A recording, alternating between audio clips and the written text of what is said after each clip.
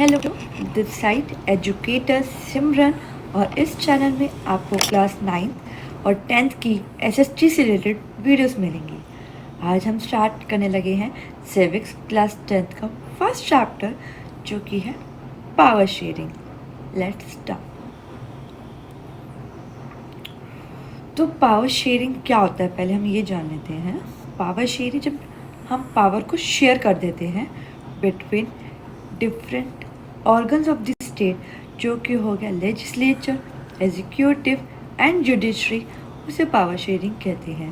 Power sharing और भी जगह पर शेयर होता है, जैसे different levels of the groups, different level of the government, different social groups, movement, pressure group, different organs of the government. These are also included in power sharing. हमने last year हमने democracy chapter देखा था, तो उसमें democracy में हमें power sharing बहुत नहीं थी, क्योंकि डेमोक्रेसी में क्या होता है, इक्वल अपॉर्चुनिटी दी जाती है। वैसे ही इस चैप्टर में यही देखेंगे पावर शेयर करते हैं, इक्वल कैसे शेयर करते हैं और ये क्यों इम्पोर्टेंट है पावर शेयरिंग डेमोक्रेसी के लिए। और इसके लिए हम दो कंट्री का एग्जांपल देखेंगे, जो कि है बेल्जियम और श्रीलंका के थ्रू हम देखेंगे कि पावर शेयरिंग कैसे शेयर होता है। ओके, तो लेट्स स्टार्ट विद बेल्जियम। पहले बेल्जियम के बारे में थोड़ा जान लेते हैं। तो बेल्जियम एक शहर है, एक कंट्री है यूरोप की, जिसका एरिया हमारे स्टेट ऑफ हरियाणा से भी हाफ है, कम है और जिसकी पॉपुलेशन 1 करोड़ से थोड़ी सी ज़्यादा है। उसके नेबर कंट्रीज़ है वो है नेदरलैंड, फ्रांस, जर्मनी और लक्समबर्ग। अब जान लेते हैं कि बेल्जियम का एथनिक कॉम्पोजिशन कैसा होता है। तो बेल्जियम के एथनिक कॉम्पोजिशन से जानने से पहले एक बार कंफर्म क्लियर कर लेते हैं कि एथनिक क्या होता है।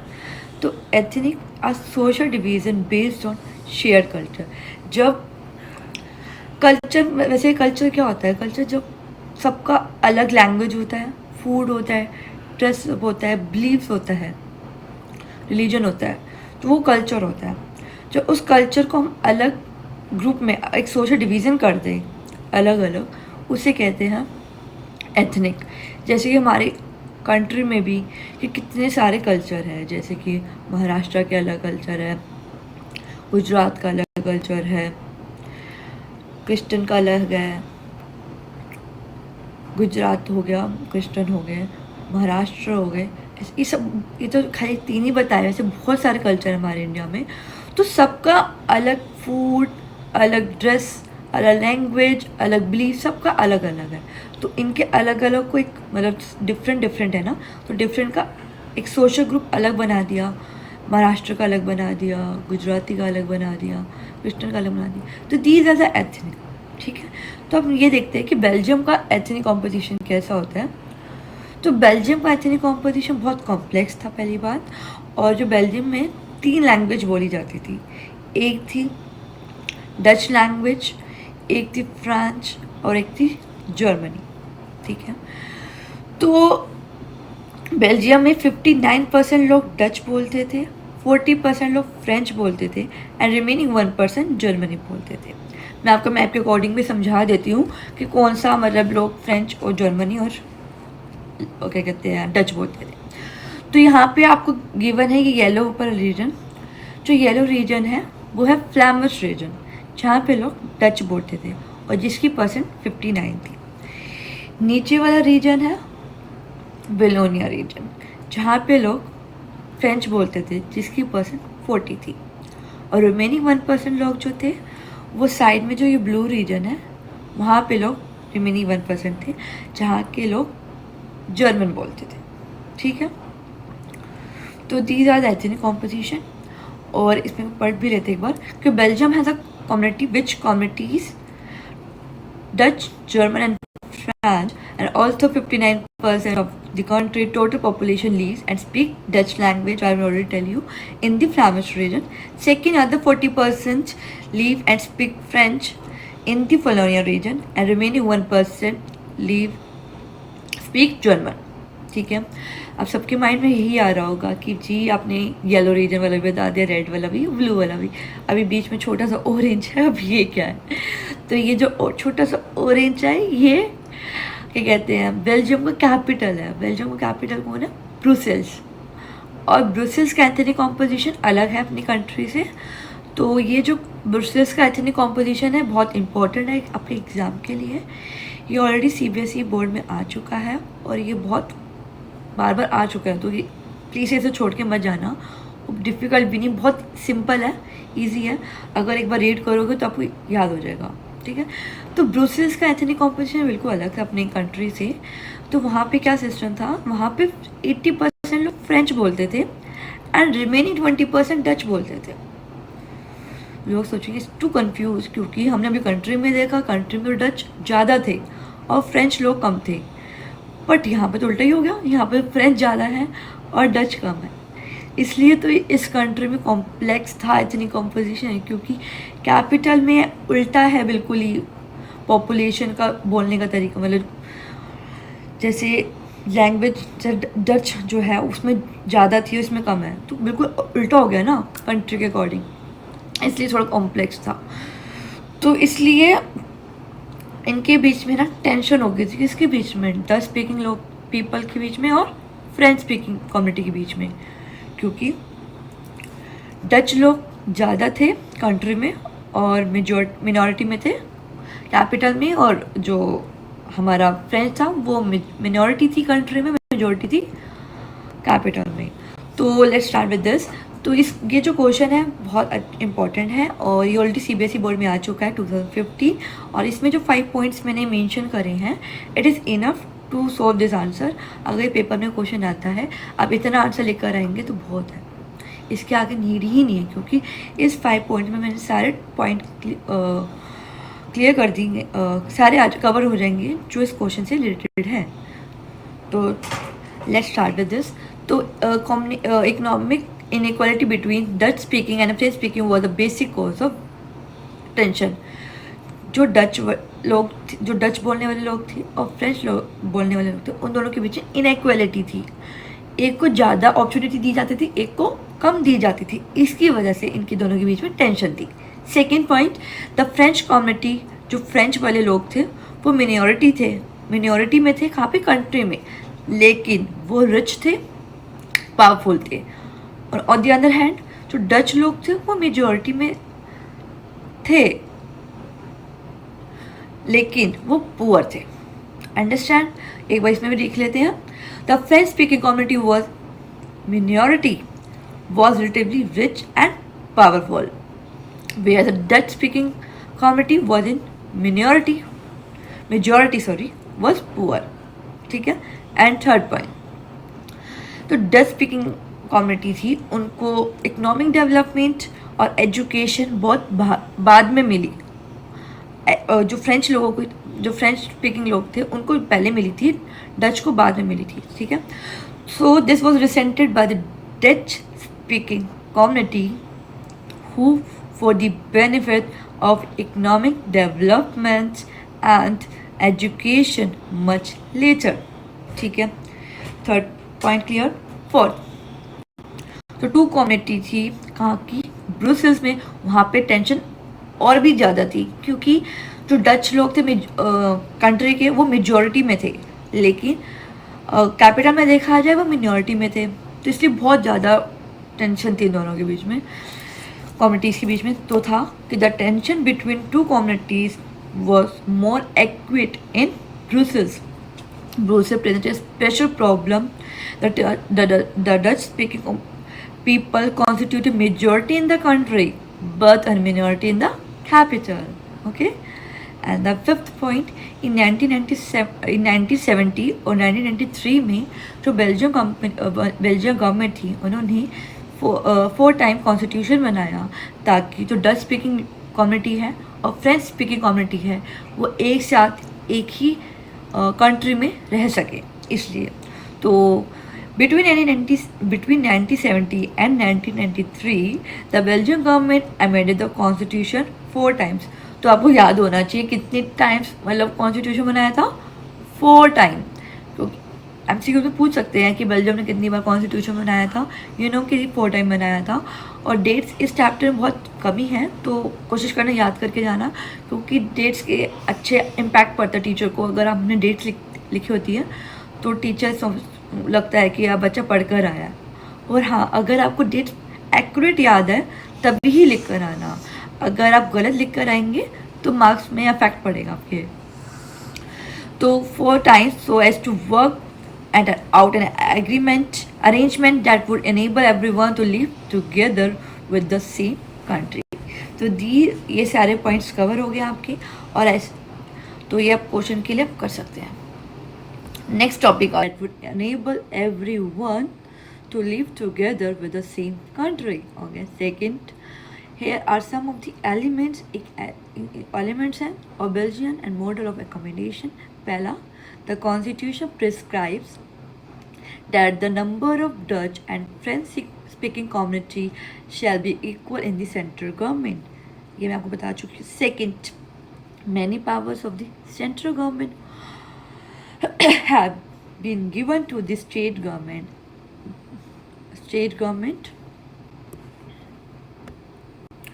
of the two regions of the country, and state government are not the subordinate of the central government। ये मैं लाइन लिखना भूल गई, बट ये याद रखना, जो स्टेट गवर्नमेंट थी वो सबॉर्डिनेट नहीं थी सेंट्रल गवर्नमेंट की। Okay, Brussels has a separate government in which the community have equal representation। Okay, last, apart from central government and state government, there is a third kind of government, that is community government, which is elected by people belonging to the language community। Okay, मैं already बता चुकी language one language community, no matter where they live, वो matter नहीं करता वो कहाँ रहते हैं। This government has a power regarding cultural, इनके पावर किसके लिए होती है, किस चीज़ की थी, cultural, educational and language related issues के लिए। ओके, तो यहाँ पे आपका बेल्जियम का पूरा पावर शेयरिंग कंप्लीट होता है। Let's start with Sri Lanka, next country, जो कि हमारे इंडिया की नेबर कंट्री है देखा जाए तो पहले हम श्रीलंका के बारे में थोड़ा जान लेते हैं। तो श्रीलंका एक आइलैंड नेशन है, एक इंडियन ओशन का, और जिसका जो हमारे साउथर्न कोस्ट ऑफ तमिलनाडु से थोड़ा किलोमीटर दूर है बस।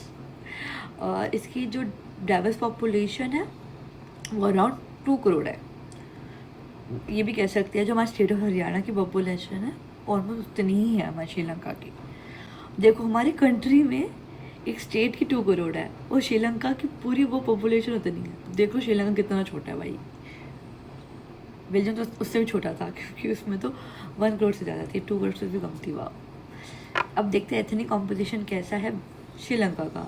तो एथनिक हम ऑलरेडी डिस्कस कर चुके हैं पहले, तो हम सीधे कॉम्पोजिशन में जानते हैं श्रीलंका की। तो यहाँ पे जो श्रीलंका में सबसे ज़्यादा क्या बोलते थे, सिन्हाला लैंग्वेज बोलते थे, और सबसे कम बोलते थे तमिल लैंग्वेज। तो यहाँ पे मेनली देखा जाए तो दो ही लैंग्वेज थी, जिसमें 74% लोग सिन्हाला लैंग्वेज बोलते थे, जो कि लोग कौन थे, पीपल कौन थे, बुद्धिस्ट, एंड क्या कहते हैं 18% लोग तमिल बोलते थे। बाकी आपके पीपीटी में एक मैंने इसका श्रीलंका का मैप में गिवन है, तो आपके इजी रहेगा, क्योंकि मैप के थ्रू ना माइंड में बहुत ईजिली क्लिक रहता है, क्योंकि आपको याद हो, सबको पता है। अब हम जब मूवी देखने जाते हैं तो मूवी में हम एक्टिविटी देखते हैं, एक्शन देखते हैं, तो हमें माइंड में एकदम याद रहता है। अगर हम बुक रीड करते हैं तो वो एकदम याद नहीं रहता, तो स्टोरी समझकर या ऐसे देखकर तो हमें ईजिली रहता है। तो अगर पिक्चर देखोगे तो आपको याद रहेगा कि कितनी लैंग्वेज थी और क्या क्या बोला जाता था।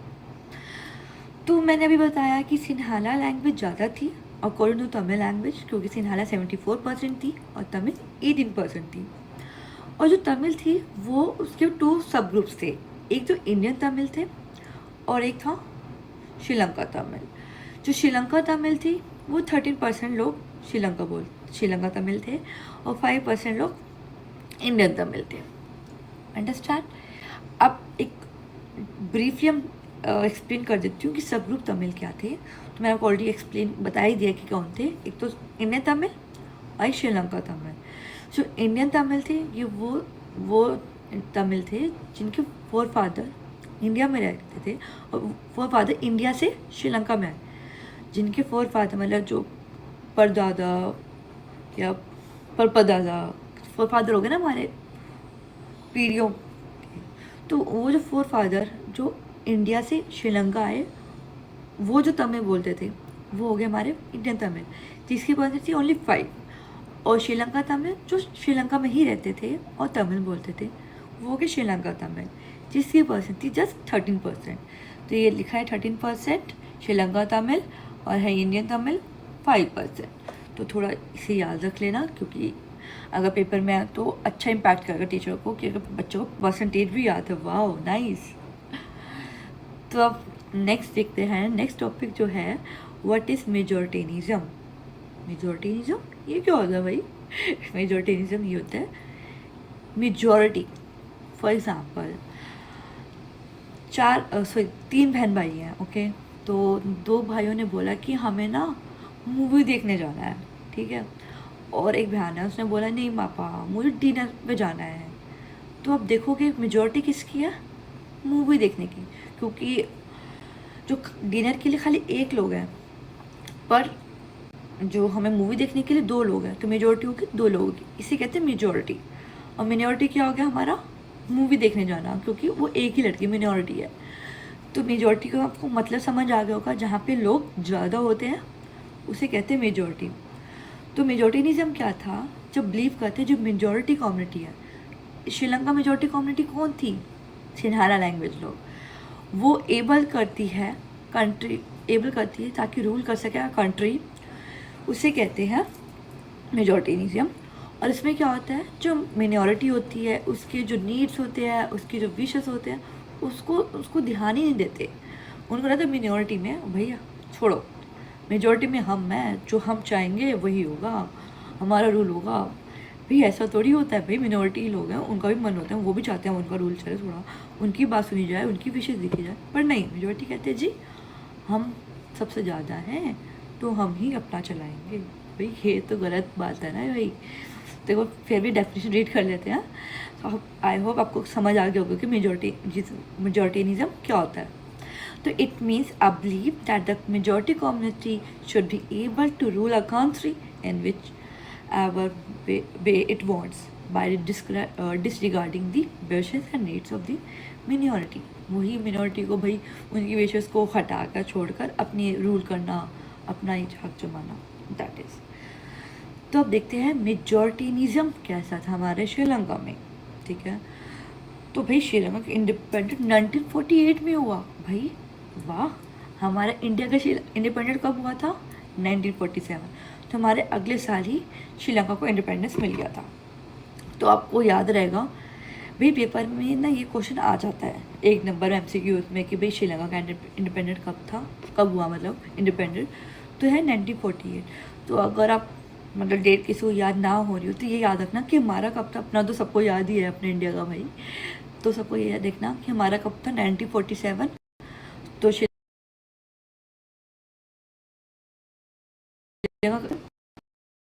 इसमें क्या था, जो सिन्हाला कम्युनिटी थी वो बहुत डोमिनेंस थी। डोमिनेंस वो चाहती थी कि वो मेजॉरिटी में है तो वो अपना रूल मतलब अपना हक जमाए पूरे कंट्री में, जो वो चाहते हैं वो हो। और जो तमिल स्पीकिंग लैंग्वेज कम्युनिटी के लोग हैं उनकी बात ना सुनी जाए, उनकी ही बात मतलब किनकी बात सुनी जाए? श्रीलंका के सिन्हाला स्पीकिंग कम्युनिटी की। एज अ रिजल्ट इससे क्या हुआ जी? इससे हुआ जो मेजॉरिटिज्म है उन्होंने एक स्टैब्लिश करी, क्या? सिन्हाला सुप्रीमेसी। सुप्रीमेसी का मतलब क्या होता है? डोमिनेशन। डोमिनेशन, समझ रहे हो? तो एक बार देख लेते मेजॉरिटेनिज्म, समझ आ गया आपको सबको? अभी रीड कर लेते ताकि और क्लियर हो जाए, ठीक है। तो मेजॉरिटेनिज्म इन श्रीलंका क्या था? व्हेन श्रीलंका बिकम इंडिपेंडेंट, कब भाई? 1948। तो the leaders of the Sinhala community established dominions over government by virtue of their majority, ठीक है। As a result, the government adopted a series of majoritarianism measures to establish a Sinhala supremacy. Next topic करने से पहले एक quiz लिया जाता है जो पता चले कि आपको कितना समझ आ गया मेरी बात को। जितना मैंने पढ़ा उतना ही, मैं ज़्यादा नहीं पूछूंगी। और ये मेरे पास मेरी बहन का भी हाफ ईयरली हुआ था, उसमें क्वेश्चन आ चुके हैं ऑलरेडी, तो मैं वही पूछ रही हूँ। तो फर्स्ट क्वेश्चन ये है, power sharing is influenced by various social groups, identify the major social group the constituted the largest share in population of Sri Lanka.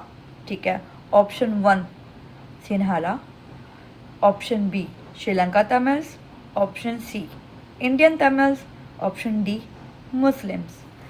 तो इसका जो आंसर है कमेंट सेक्शन में प्लीज़ बता दीजिएगा। और अब मैं नेक्स्ट क्वेश्चन में आती हूँ कि नेक्स्ट क्वेश्चन क्या है।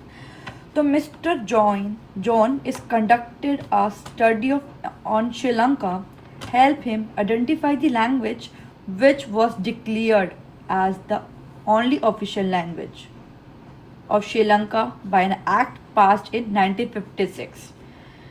First Tamil, second Sinhala, third Hindi, fourth English। ये क्वेश्चन याद कर लो, ये टॉपिक मैं आपको अभी समझाऊंगी, ये मैंने पहले पूछ लिया सॉरी, बट एक बार क्वेश्चन एक बार याद रखना ताकि मुझे कमेंट सेक्शन में बता सको।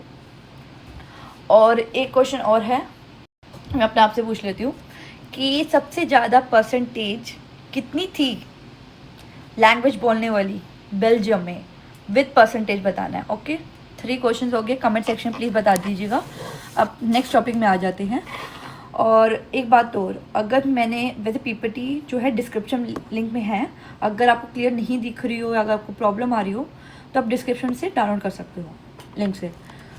तो नेक्स्ट क्वेश्चन था हमारा, what were the majoritism major take in Sri Lanka to establish कर सके सिन्हाला सुप्रीमेसी।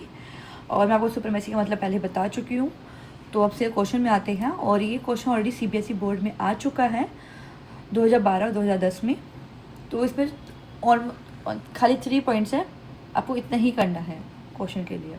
तो पहले ये है कि 1956 में एक एक्ट पास हुआ था जिसमें कहा था जो सिन्हाला है वही एक ऑफिशियल लैंग्वेज है। ये तो गलत बात हुई ना, तमिल भी तो लैंग्वेज है, उसको भी तो लैंग्वेज दी जाए ऑफिशियल, बट नहीं, उनके यहाँ सिन्हाला को ही ऑफिशियल लैंग्वेज मानी गई थी। देखो हमारे इंडिया में जो बहुत सारी लैंग्वेज है, पर अभी तक इंडिया में कोई भी लैंग्वेज को ऑफिशियल लैंग्वेज नहीं माना गया है।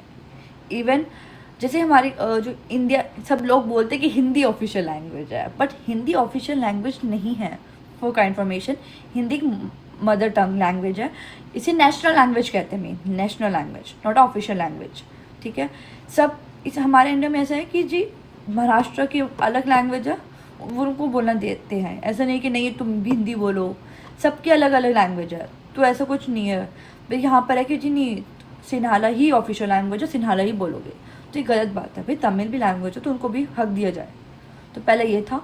सेकेंड ये था जो जैसे गवर्नमेंट जॉब के लिए या प्राइवेट जॉब के लिए, पोजीशन यूनिवर्सिटी के लिए अगर हम जाते थे, तो अगर हम सिन्हाला लैंग्वेज बोलने वाले हैं उनको ही प्रेफरेंस दी जा रही थी। जो तमिल लोग जो तमिल लैंग्वेज बोलते थे उनको नहीं दी जा रही थी। ये भी गलत बात है यार, वो भी तो लोग हैं, उनको भी जॉब करनी है, बट नहीं, अगर सिन्हाला बोलोगे तभी आपको जॉब मिलेगी। सेकेंड। थर्ड में ये था कि बुद्धिज़्म ने एक न्यू कॉन्स्टिट्यूशन बनाया जिसमें श्रीलंका कहते हैं कि श्रीलंका जो थे ना वो मेजर पॉलिटिकल पार्टीज थी। इट मीन्स जो मेन जो लीडर होता है वो बुद्धिस्ट थे, सिन्हाला थे, ना कि तमिल। तो इसकी वजह से जो उनकी लैंग्वेज और कल्चर की ही बात मानी जाती थी कि अगर सिन्हाला की लैंग्वेज दी जाएगी, सिन्हाला ही कल्चर होगा, तमिल की नहीं मानी जाएगी, क्योंकि जो पॉलिटिकल लीडर होता है, जो मेन चीज़ होती है वहाँ पे भी श्रीलंका, वहाँ पे सिन्हाला ही चलती थी। इसलिए तो वो क्वेश्चन मैं आंसर रीड कर देती हूँ फिर भी आपके क्लियर करने के लिए। तो in 1956 an act was passed with recognise Sinhala as the only official language. Sinhala एक ओनली ऑफिशियल लैंग्वेज मानी गई। Thus, disregarding the Tamil language को नहीं मानी गई। Second, preference were given to the Sinhala applicant for university positions and government jobs, etc. Third, state shall promote Buddhism according to new constitution. Sri Lanka Tamil felt that none of the major political parties led by the Buddhist Sinhala leader were sensitive to their culture and language. ठीक है, अब मैं next topic में आती हूँ जो कि है रिएक्शन ऑफ श्रीलंका तमिल। भाई श्रीलंका तमिल का भी तो कोई रिएक्शन होगा ना, जब सुनेंगे भाई उनकी ऑफिशियल लैंग्वेज है सिन्हाला की, हमारी ऑफिशियल लैंग्वेज भी नहीं है। दूसरी बात, जो सिन्हाला बोलेंगे उनको ही जॉब मिलेगी, गवर्नमेंट जॉब होगी या यूनिवर्सिटी होगी, प्राइवेट जॉब होगी। भाई वो क्या करे, उनकी भी तो लाइफ है, उनको भी तो काम करना है, उनको भी तो जीना है। बट नहीं, उनकी लैंग्वेज को भी नहीं पहले सुना, ना ही उनको कोई ऐसे दिया, तो ये तो गलत बात है ना भाई। तो उनका क्या रिएक्शन था हम ये देखते हैं। पहला, उन्हें बहुत स्ट्रगल करा, क्योंकि उन्होंने पहले रैलीज निकाली, प्रोटेस्ट करा, प्रोग्राम्स निकाले, ताकि जो उनकी लैंग्वेज है तमिल लैंग्वेज उसको ऑफिशियल लैंग्वेज माना जाए। बट ऐसा कुछ नहीं किया गया। सेकंड, डिमांड करी उन्होंने कि हमें भी इक्वल अपॉर्चुनिटी दी जाए। किसके लिए? जॉब्स के लिए, प्राइवेट जॉब के लिए अप्लाई करने के लिए, गवर्नमेंट जॉब के लिए, यूनिवर्सिटी के लिए। बट ये बार बार डिनाइड हो गया, वहाँ पे मना हो जाता था कि नहीं हम नहीं करने देंगे, क्योंकि सिन्हाला ही मानी जाएगी। ठीक है। थर्ड, जो तमिल लैंग्वेज वाले पीपल थे उन्होंने डिमांड करी किसकी? सेपरेट तमिल इलम। इलम का मतलब होता है स्टेट। वो चाहते थे उनकी एक सेपरेट स्टेट बने, तो उसके लिए भी मना कर दिया गया। तो ये गलत बात है यार, ऐसा नहीं होना चाहिए यार। तो they felt that no major political party led by the Buddhist Sinhala leader was sensitive to their language and culture. पहला था, the Sri Lankan Tamils launched parties and struggled for the recognition of Tamil as an official language. Second, they demanded regional autonomy at the equality of opportunities in securing education and jobs, but they demanded has repeatedly denied. Third, by the 1980s, several political organizations like the LITE, Liberalization Tiger of Tamil Elam, were formed, demanding an independent Tamil Elam in northern and eastern part of Sri Lanka. तो ये याद रखना, ये कहाँ पे demand की गई थी, ये कौन से एरिया के लिए? तो northern and eastern part of Sri Lanka के वहाँ के लिए। ठीक है। तो नेक्स्ट टॉपिक आता है results of civil war. Civil war का रिजल्ट। अब भाई सिविल वॉर क्या होता है पहले ये देख लेते हैं। तो सिविल वॉर ये होता है कि जब एक कंट्री में, एक ही शहर में दो कम्युनिटी की ऐसी लड़ाई हो जाए कि लगे वॉर हो गया, उसे कहते हैं सिविल वॉर। ओके। तो सिविल वॉर होने के बाद क्या रिज़ल्ट हुआ, क्या रिज़ल्ट आया? तो सिविल वॉर के बाद जो दोनों कम्युनिटी है, जो सिन्हाला बोलने वाले कम्युनिटी है और जो तमिल बोलने वाली कम्युनिटी है, उनके 1000 लोग की डेथ हो गई। सेकंड, जो सोशल, इकोनॉमिक और कल्चर लाइफ थी कंट्री की, उसमें बहुत ज़्यादा इम्पैक्ट हुआ। थर्ड, और उनको बोला गया भी कि हमारे यहाँ पे जो लोग रह रहे थे कि घर से निकलो, यहाँ घर छोड़ कर चले जाओ। तो ये क्या बात है, घर से छोड़ के निकल जाते हैं भाई। तो ये जो वॉर थी ख़त्म हुई 2009 में। ठीक है। तो मतलब पेपर में क्वेश्चन पूछ सकते हैं MCQs में कि सिविल वॉर कब ख़त्म हुई, तो ये याद रखना कि 2009 में सिविल वॉर ख़त्म हुई थी। तो रिजल्ट मैं रीड कर लेती हूँ दोबारा इंग्लिश में कि this civil war resulted in the killing of thousand of people of both the communities. Second, it also caused great impact to the social, cultural, and economic life of the country. Third, many families are forced to leave the country as refugees, and lots of people lost their livelihoods. Third, the Civil War ended in 2009. तो मैंने आपको दोनों ही cases समझा चुकी हूँ। कौन सा? एक तो मैंने बेल्जियम का समझाया और श्रीलंका का समझाया। अब देखते हैं दोनों का कंक्लूजन क्या निकला। तो बेल्जियम और श्रीलंका दोनों की जो पावर शेयरिंग थी वो बहुत ही डिफरेंट रही। और बेल्जियम में रहा कि बेल्जियम ने एक अपनी दोनों लैंग्वेज को इक्वल अपॉर्चुनिटी देने के लिए एक गवर्नमेंट भी बनाई, एक कम्युनिटी गवर्नमेंट, ताकि दोनों जो लैंग्वेज थी वो एक ही साथ एक ही कंट्री में रह सके। और उसकी दूसरी जगह on the other hand Sri Lanka ने क्या करा भाई, वो मेजोरिटीनिज्म यूज़ कर रहे थे। मतलब वो चाहते थे सिन्हाला लैंग्वेज है उनका ही रूल हो, डोमिनेट कर रहे थे किसको? तमिल लैंग्वेज को। तो यही हुआ और ये ख़त्म कब हुआ, जब सिविल वॉर एंड हुआ। सिविल वॉर कब एंड हुआ, 2009 में। तो यहीं आपका ये पार्ट 1 ख़त्म होता है, और जो रिमेनिंग टॉपिक्स है, टॉपिक ज़्यादा नहीं रहते, अब तो पावर शेयरिंग डिज़ायरेबल रहता है और forms of power sharing, these 2 topics में रिमेनिंग जो रह गए हैं वो हम पार्ट 2 में करेंगे। पार्ट 2 ज़्यादा बड़ा लेक्चर नहीं रहेगा, छोटा से ही रहेगा, और उसकी आपको वीडियो जैसे मैं ये अपलोड करूँगी उसकी नेक्स्ट डे आपको मिल जाएगी। अगर आपको कोई भी डाउट हो तो कमेंट सेक्शन में ज़रूर बता देना, और जो ये पीपीटी का लिंक है आपको डिस्क्रिप्शन में मिल जाएगा। और जिसने भी मेरे चैनल को सब्सक्राइब नहीं करा तो प्लीज़ मेरे चैनल को सब्सक्राइब कर दीजिए। बाय।